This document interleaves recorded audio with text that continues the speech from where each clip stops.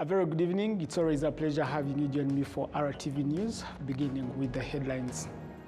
The Prime Minister, the Right Honorable Dr. Justin Nsengiyumva, has urged graduates of the University of Global Health Equity to carry forward the dedication they demonstrated during their studies.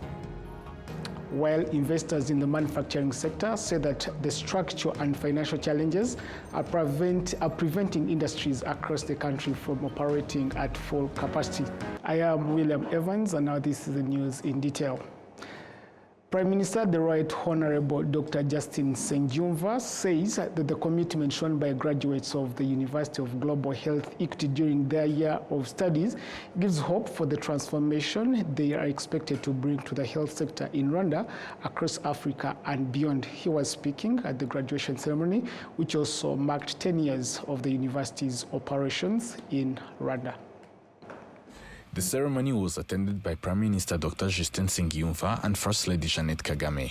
The Chancellor of the UGC, Dr. Jim Yong Kim, emphasized that the health sector needs professionals who are ready to put people at the center, particularly in healthcare services. You are the 10th cohort of GHD master's graduates, and you are the first medical graduates of this university. Now the eldest members of a community that will grow and send many more to the world.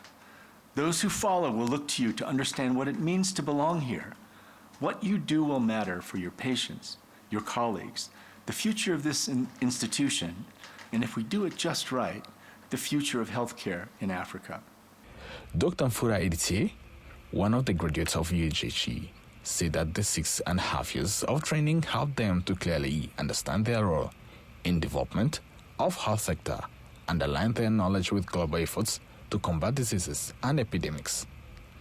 This was also reiterated by a fellow graduate, Dr. Florence Mizero, who stated that they are ready to contribute to making Rwanda a health hub in Africa.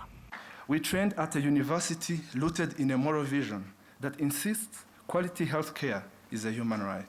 From the beginning, our story has been intertwined with the life and spirit of late Dr. Paul Farmer. Paul was not just a founder whose name appears on buildings, he was present. He taught us that medicine without justice is incomplete, and that solidarity means working with patients, not ahead of them. Rwanda, a nation that rebuilt its health system from the ground up, stands today as a continental model for universal health coverage, community health, epidemic preparedness, and innovation. It is a great example that when leadership anchored in purpose and in people, transformation is possible. During the ceremony, First Lady Jeannette Kagame has been awarded an honorary doctorate by the University of Global Health Equity for exceptional leadership and contributions to education, health, and equity in Rwanda, Africa, and beyond. First Lady Jeannette Kagame highlighted that finding solutions from within is what has shaped the continent's direction rather than waiting for external assistance. For a long time, solutions in our health system were often seen as something that had to come from elsewhere.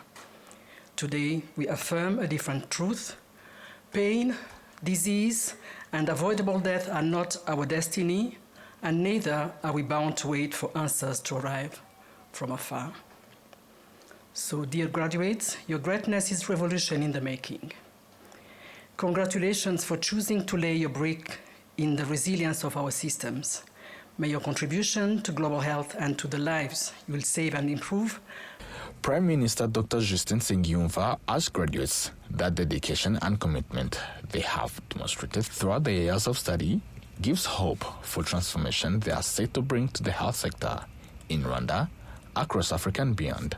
This milestone reflects years of disciplined training and a clear commitment to public service.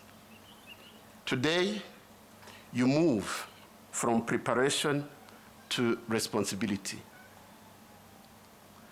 This ceremony also marks 10 years since the establishment of the University of Global Health Equity.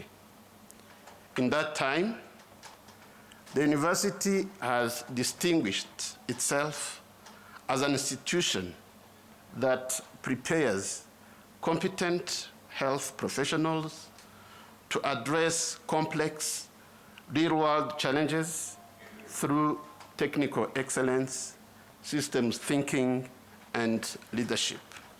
A total of 78 students graduated from the University of Global Health Equity today. The Prime Minister also planted a tree in remembrance of Dr. Paul Farmer, the co-founder of the UGHE. Adam Squizera, reporting for RTV News in Butaro, Northern Province.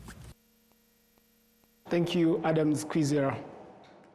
Now, investors in the manufacturing sector say that structural and financial challenges are preventing industries across the country from operating at full capacity, with high interest loans, costly imported inputs, and limited markets among the major constraints. We do have details. Some of the industries operating below capacity are in the agro-processing and livestock feed sector. For instance, Minimex, a maize processing factory, operated at only 35% of its production capacity in 2025, while Gorilla Feeds has been operating at about 50% capacity. Our production capacity per month is 5,000 metric tons, but we are producing between 2,000 and 2,005. The main challenge that is hindering us to reach our maximum capacity, mostly it is raw materials and other factors of production. That is to say, electricity. When you see the peak period for our electricity, it's a challenge because from 6 p.m. our electricity in Rwanda it is somehow expensive compared to other hours. Most of factors that is hindering the production at maximum capacity, it is related to transport. Transporting our raw materials from outside, it is surely the main challenge. In 2024, we worked at a 27% rate of our capacity, while in 2023 we had operated at a 40% rate, meaning instead of improving in 2024, we dropped. Our exports also dropped by 37%, yet our local sales also didn't increase because of different reasons, including different maize flours on the market from unknown suppliers in the informal sector. These affect our profits and sales.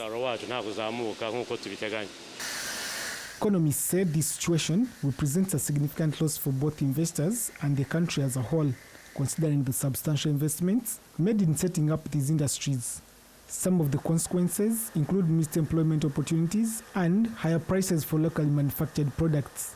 When a unit produced, actually the cost sometimes it's higher, and it makes the output, the final output, less competitive and very expensive if you compare to other outputs produced in more efficient industries.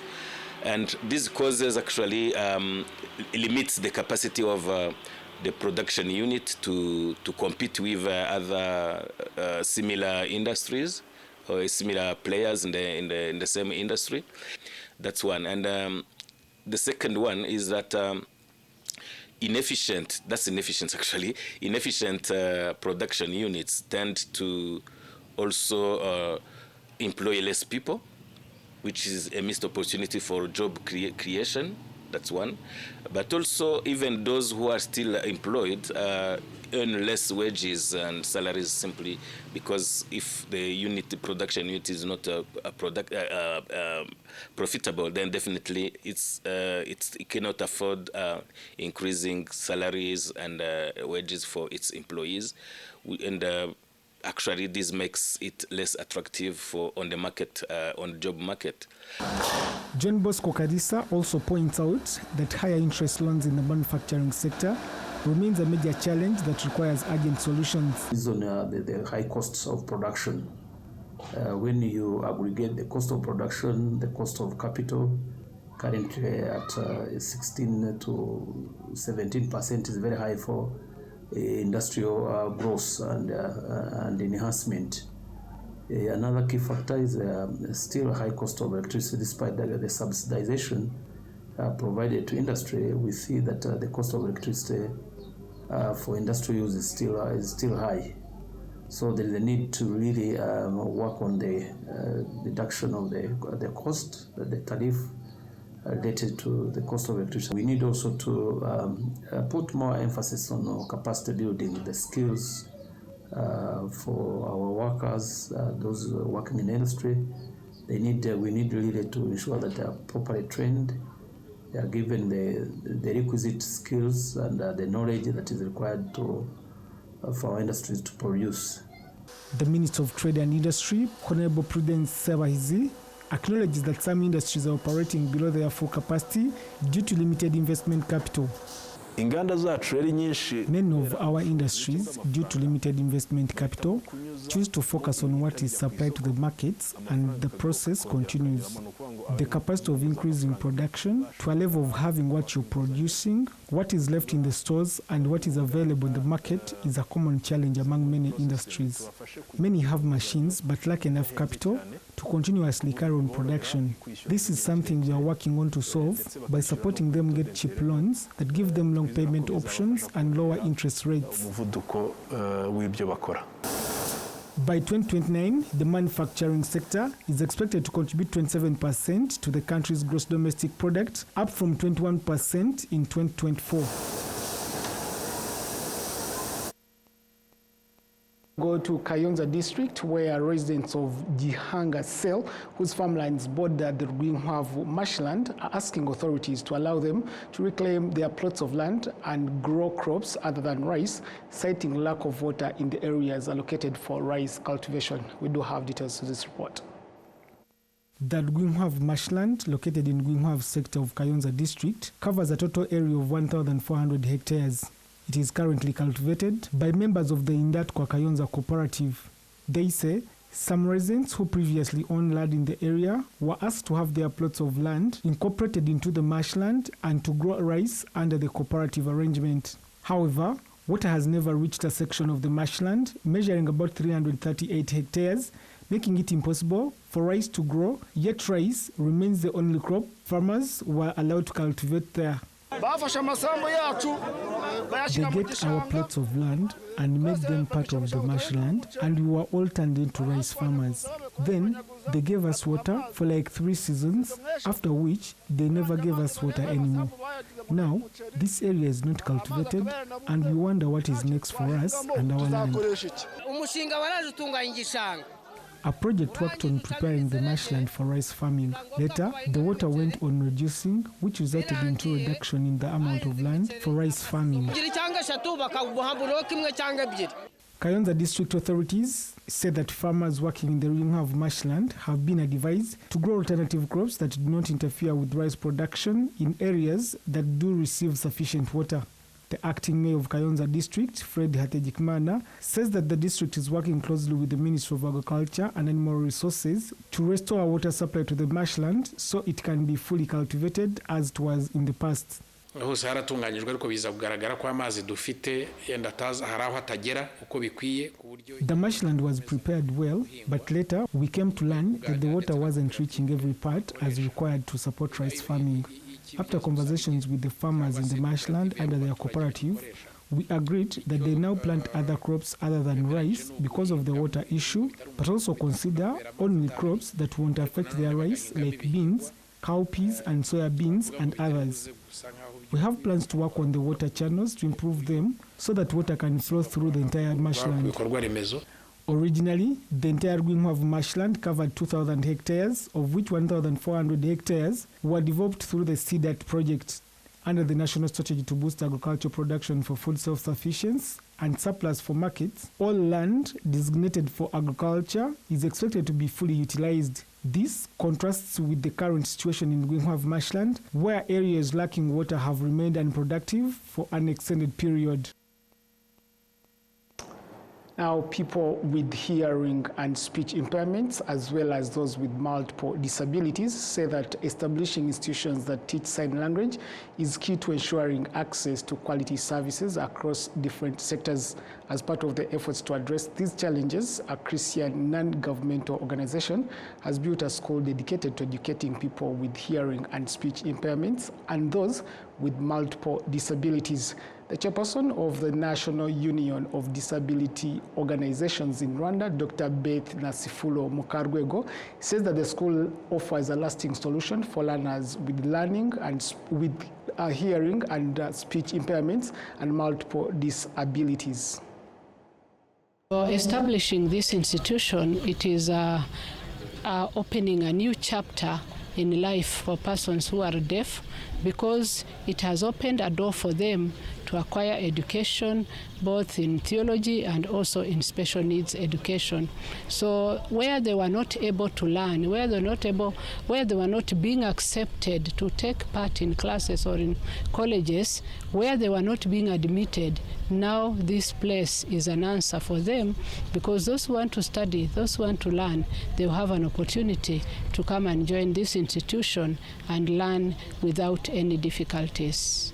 So this institution will also give an opportunity for those who want to learn sign language to come and learn it, so that they can be able to communicate with those who are deaf. So that it is going to change the lives of persons who are deaf and also change the attitudes of the Rwandans, and especially those in this community.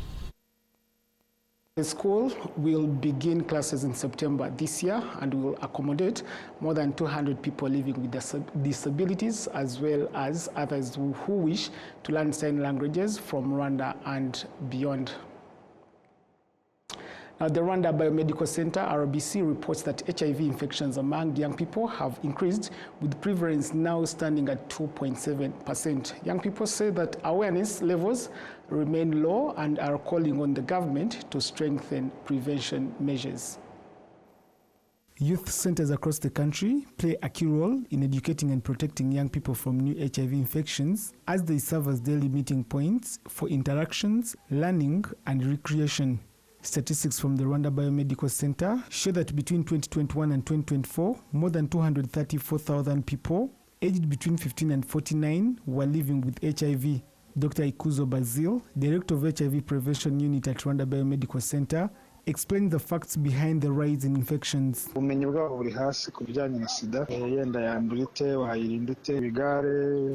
knowledge on information on HIV/AIDS is low, and on matters of prevention, infection, and peer pressures also have been linked to increased unprotected sexual activity among young people.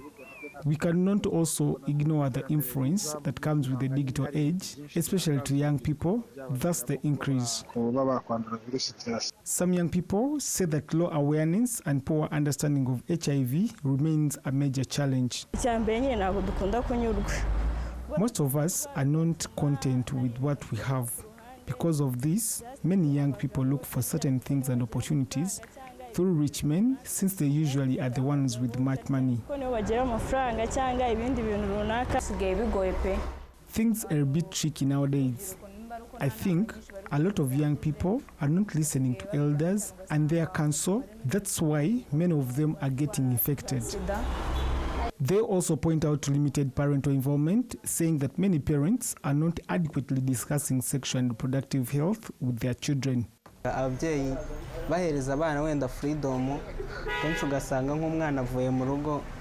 Some parents give a lot of freedom to their children. These children sometimes leave home without their parents knowing exactly where they are going, or even care about what they are going to be doing wherever their children go. The head of Ramhara Health Center, Mukcheshimana Valentin, says that although HIV testing services are available for young people, uptake remains low. However, health workers are using outreach approaches to reach young people where they are. Uburyo bwa mbere dukora icyo bita visit mobile. Visit mobile nukujya gukorera kuri hotspot ahantu cyane ahari abantu na social. One of our approaches is what we call mobile visits, where we work in hotspots. Many of the young people have social networks. Once we identify one with a group, we talk to them, and through them, we reach out to the entire group to spread awareness. A behavior and mental health specialist, Hachizimana Kalist, remarked that young people's attitudes are shaped by what they hear, the information they consume, and peer pressure, factors that significantly influence their behavior. What we think can help is to have psychologists as part of the different awareness campaigns to shift the conversation from just reproductive health, but also to mental health. Parents should also be closer to their children. Dr. Ikuzo Basil, Director of HIV Prevention Unit at Rwanda Biomedical Center, says that a number of interventions have been put in place to reduce new HIV infections, particularly among young people. We have brought services closer to young people. We also have a specific program helping especially young girls not in school. Rwanda Biomedical Center also notes progress among key populations at higher risk. HIV prevalence among sex workers declined from 51% in 2010 to 35.2% in 2023, while among same-gender sex, prevalence dropped from 6.9% in 2021 to 5.8% in 2024. On that note, we come to the end of tonight's edition. I'm William Evans, and from me and the rest of my team, have a good night, good luck, and goodbye.